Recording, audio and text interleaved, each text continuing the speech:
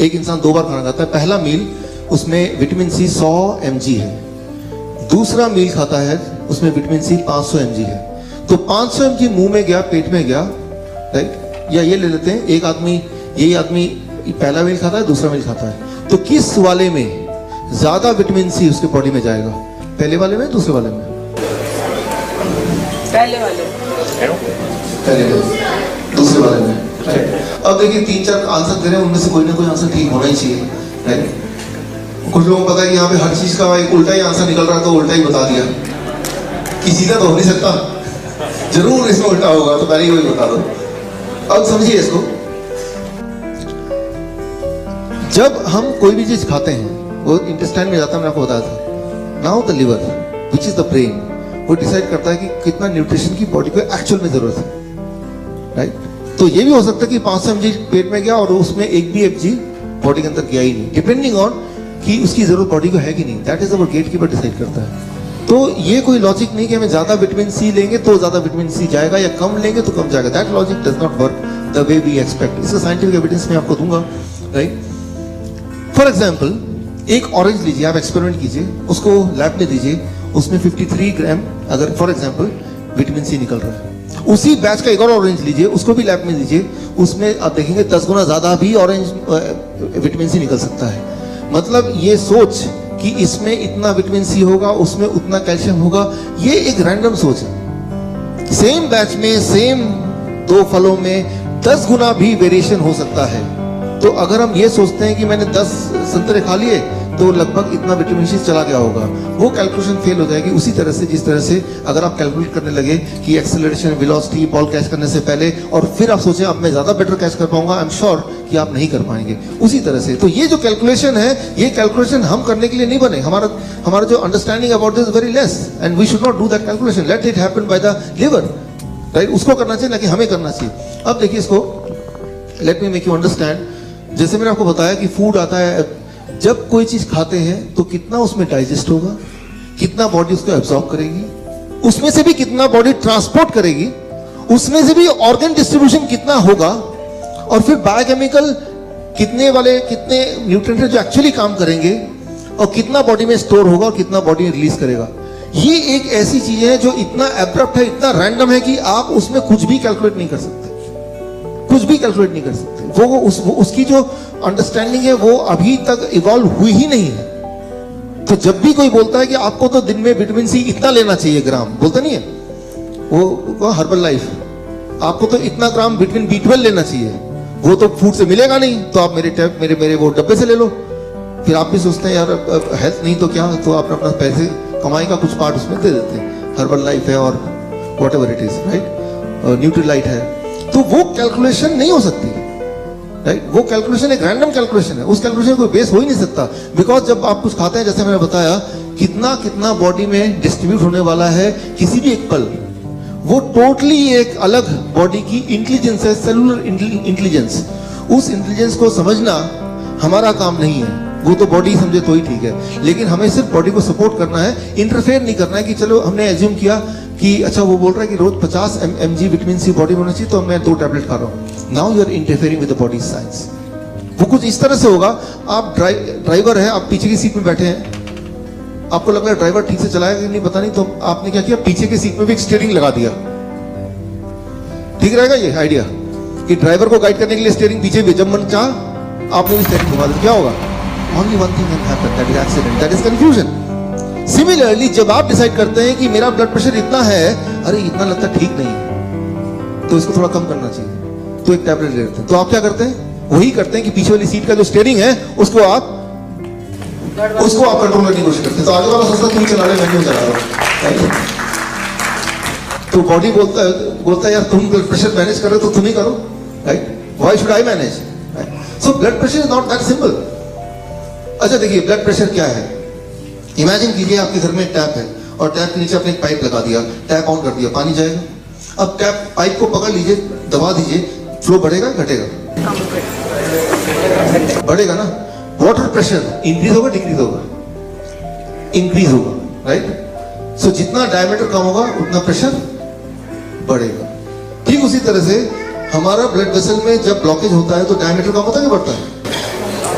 घट गया तो ब्लड प्रेशर बढ़ेगा या घटेगा? बढ़ जाएगा।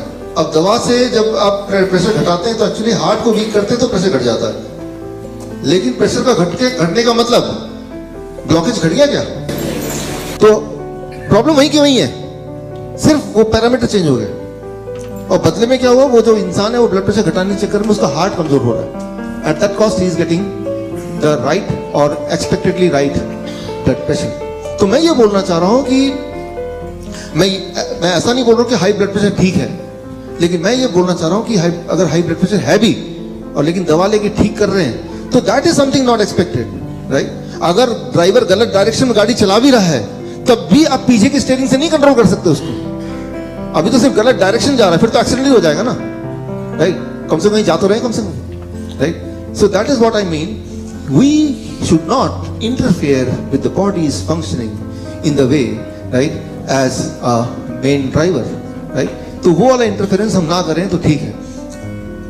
नाउ एक बहुत नेचर, दुनिया का सबसे बड़ा एक बहुत ही रेस्पेक्टेड प्रेस्टीजियस जर्नल है, a very prestigious journal, it's called nature, right. So nature journal में इन्होंने प्रूव किया कि जब भी कोई न्यूट्रिशन मतलब विटामिन सी हो गया, विटामिन ए हो गया, बीटा कैरोटीन या फिर और कोई मिनरल हो गया, जब वो फ्रूट्स के या सब्जियों के अंदर रहता है तो उसकी ताकत काम करने की कई गुना 263 टाइम ज्यादा होती है इन कंपैरिजन टू जब उस न्यूट्रिशन को अलग से निकाल के एक टैबलेट में भर के आप उसको खाने लगते हैं। It doesn't work the way it works, it should work. For example, मान लीजिए हम बोलते हैं कि विटामिन सी से इम्यूनिटी बढ़ती है तो विटामिन सी गोलियां खा रहे हैं। अच्छा, मैं बोल दूं, आपसे पूछूं, गाड़ी जब चलता है तो गाड़ी आगे बढ़ रहा है, इसलिए कौन रिस्पॉन्सिबल है? मतलब गाड़ी का कौन सा पार्ट की वजह से गाड़ी आगे चलता है? कौन सा? इंजन। तो गाड़ी आगे चलती है बिकॉज इंजन उसको आगे ले जाता है, राइट। अच्छा, ऐसी बात है तो मैं इंजन को उठाता हूं, बाहर निकाल देता हूं, इंजन को बैठ जाता हूं, क्या अभी गाड़ी आगे मैं आगे बढ़ जाऊंगा? नहीं, वो इंजन तभी आपको गाड़ी आगे ले जाएगा जब वो गाड़ी का पार्ट होगा। अलग से वो बेकार है, पावरफुल है लेकिन अलग से कोई पावर नहीं है उसकी, राइट। इट इज राइट कि विटामिन सी आपकी इम्यूनिटी को स्ट्रॉन्ग करेगी और करती है when it is a part of the whole. जब पूरे उसका एक पार्ट है तभी उसके वो कर सकती है। वो उसको अलग ले लोगे and then you expect the same result, it do not happen, ऐसा होता नहीं है, राइट। सो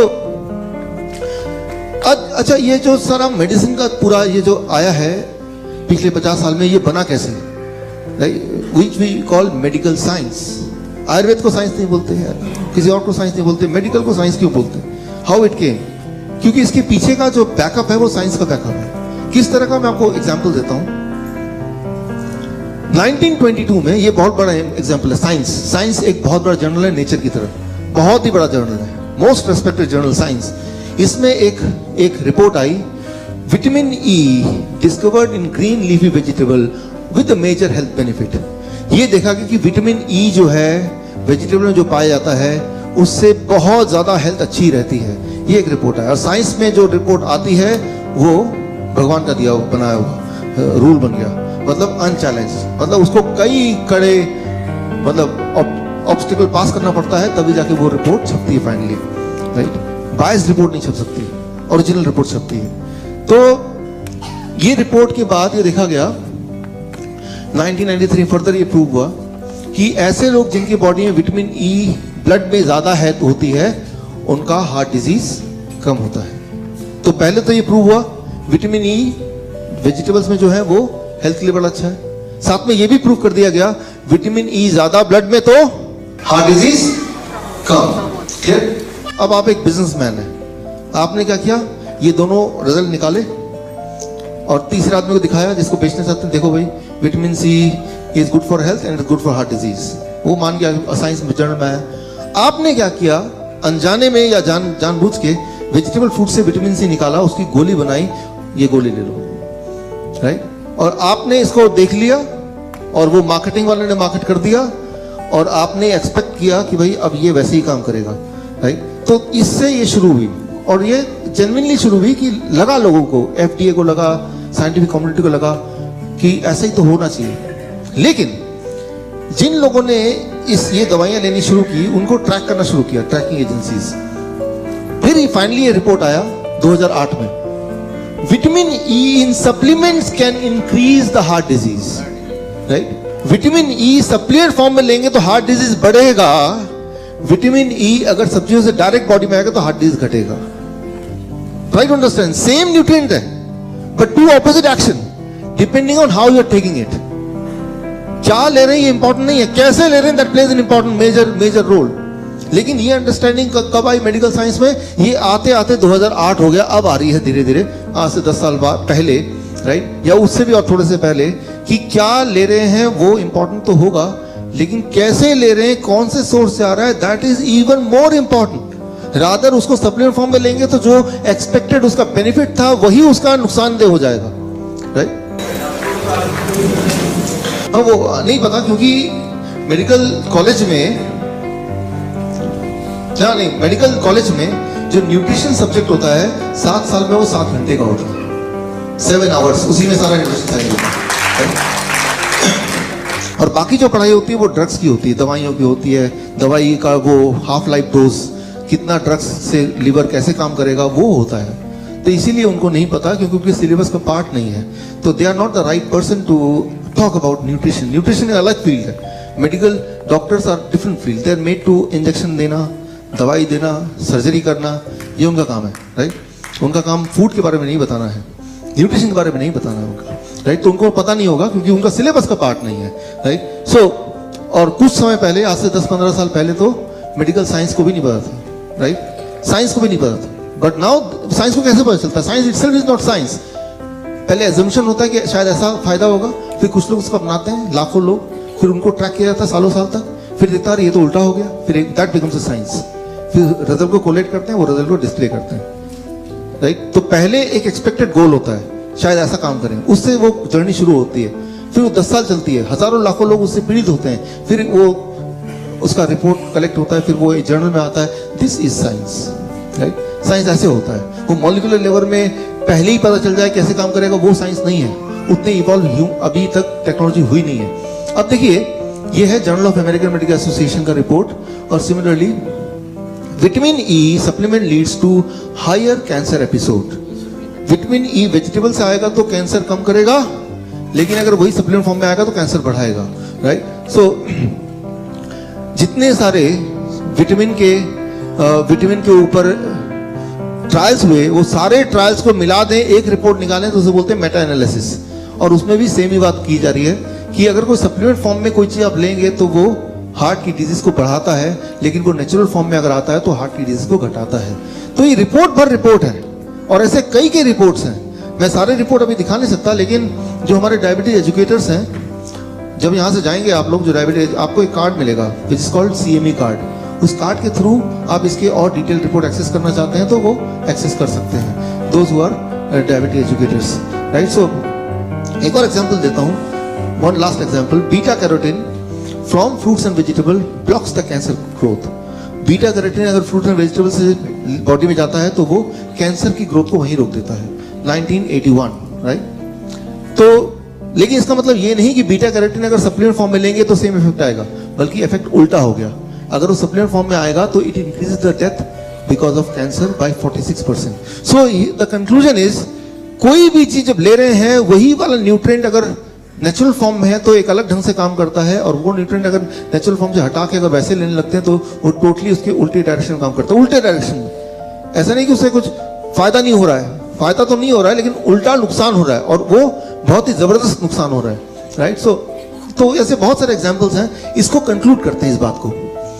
मान लीजिए एक एप्पल लेते हैं, उसको लैब में डालते हैं, तो एप्पल के अंदर जो न्यूट्रिएंट है वो ये सारे लिस्ट किया हुआ है मैंने, करीब 100 से ज्यादा न्यूट्रिएंट है in apple. There are about 100 nutrient.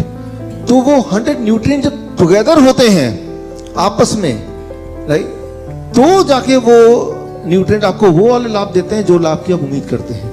लेकिन उसके बीच में से अगर विटामिन बी निकाल दिया, एक टैबलेट बना दिया, विटामिन सी निकाल दिया, एक और टैबलेट बना दिया, अब क्या है कि वो ठीक उसी तरह से होगा कि आपको लगता है कि गाड़ी में सोफे में बैठते हैं, गाड़ी का सोफा निकाल दिया, स्टेयरिंग निकाल दिया, then again expecting the same result, वो रिजल्ट नहीं आएगा, राइट। इनफैक्ट जब आप एक सेब खाते हैं तो सेब खाने के बाद बॉडी में जितने सारे केमिकल रिएक्शंस होते हैं वो सारे रिएक्शंस को अगर आप चार्ट में बनाएंगे, राइट, वो चार्ट का 1% इज दिस, 1%,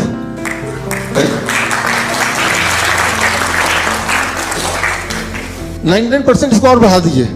तो जब एक सिंपल एक्शन एक सेब खाने का होता है तो बॉडी में न जाने हजारों लाखों कितने सारे केमिकल रिएक्शंस होते हैं जो आप कॉम्प्रिहेंड नहीं कर सकते, अंदाजा नहीं लगा सकते, और वो आपका काम भी नहीं है। जैसे मैंने आपको वो बॉल वाला एग्जांपल बताया, वो आपका काम नहीं है कि मैं उसको कैलकुलेट करूं, उसको करूं, that is not your job. और अगर जैसे ही आप इस कैलकुलेशन में लग जाते हैं तो हमारी जो हार है वो वहीं से शुरू हो जाती है, लॉस वहीं से शुरू